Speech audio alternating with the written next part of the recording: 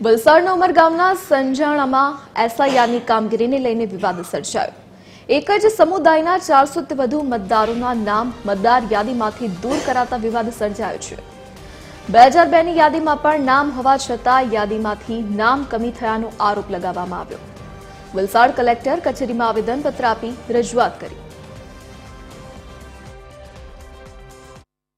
એક જ સમુદાયના 400 મતના ફોર્મ 7 ભરવાનું કહ્યું છે।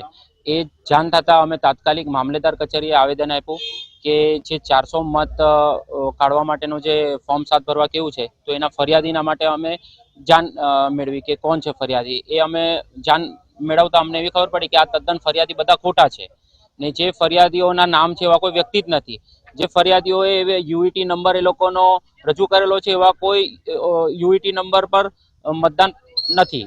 ઘટના એવી બની છે કે જે એસઆઈઆરના નવા ફોર્મ જે ફિલઅપ કરાવ્યા હતા એ અમે બીએલઓ સાહેબને તમામ કાયદાકીય જે માહિતી પૂરી પાડવાની હતી એ બધી આપને પુરાવા સહિત એમને આપેલા હતા।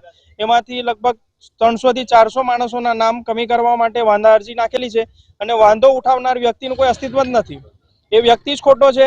આવા ખોટા વ્યક્તિઓની અરજી મામલતદાર દ્વારા સ્વીકારવામાં આવી છે અને બીએલઓને એમની માહિતી પૂરી પાડવામાં આવી